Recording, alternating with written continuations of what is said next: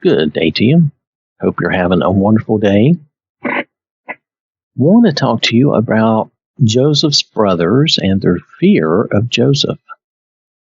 When Joseph's brothers traveled home with their grain and food, they were forced to leave Simeon behind as collateral. Remember, that was the deal they made with Joseph. It was insurance that they would return and bring Benjamin with them. They did not know they were dealing with Joseph, and they were afraid. If we look at Genesis chapter 43, verses 1 through 10, now the famine was severe in the land, and it came to pass when they had eaten up the grain which they had brought from Egypt, that their father said to them, Go back, buy us a little food. But Judah spoke to him, saying, The man solemnly warned us, saying, You shall not see my face unless your brother is with you.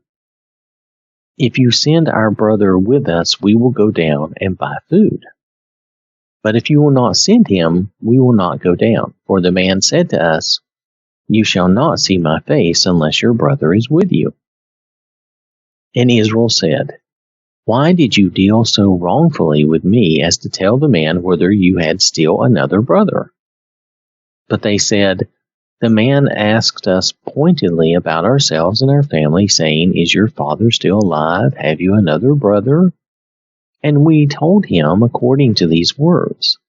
Could we possibly have known that he would say, Bring your brother down? Then Judah said to Israel his father, Send the lad with me, and we will arise and go, that we may live and not die, both we and you, and also our little ones. I myself will be surety for him. From my hand you shall require him. If I do not bring him back to you and set him before you, then let me bear the blame forever.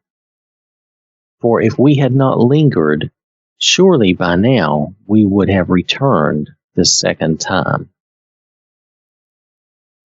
So they were afraid of what might happen to them. Joseph had already put them in jail for 3 days on their last visit. So even though their brother Simeon was being held in Egypt, they stayed at home.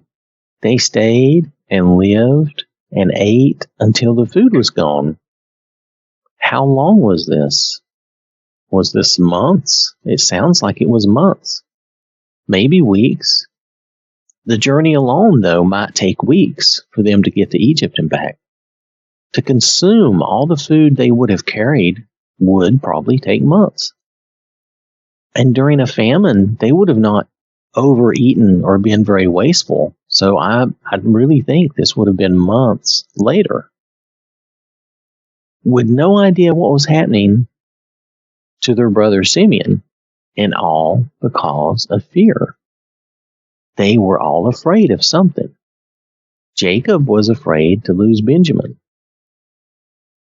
Notice this when the brothers did return. We're reading Genesis chapter 43, verse 18.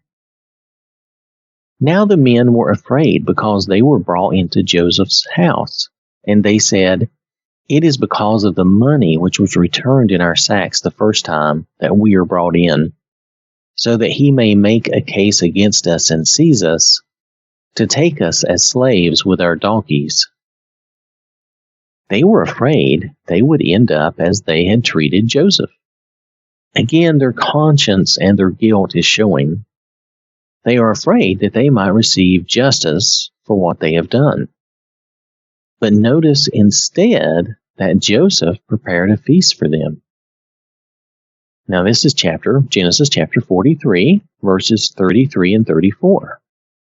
And they sat before him, the firstborn according to his birthright, and the youngest according to his youth. And the men looked in astonishment at one another. Then he took servings to them from before him, but Benjamin's serving was 5 times as much as any of theirs. So they drank and were merry with him. Now Joseph seems to test them, or perhaps give a clue to his identity. Now, Joseph seems to test them or perhaps give a clue to his identity.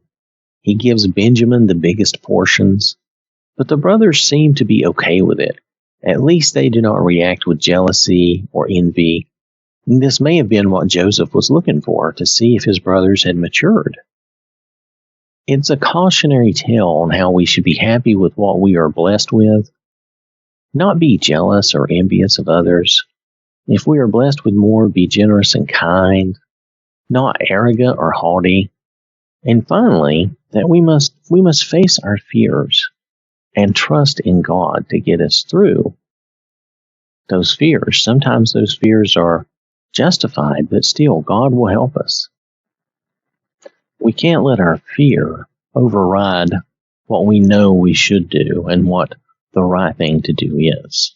We must always trust in God and overcome those fears.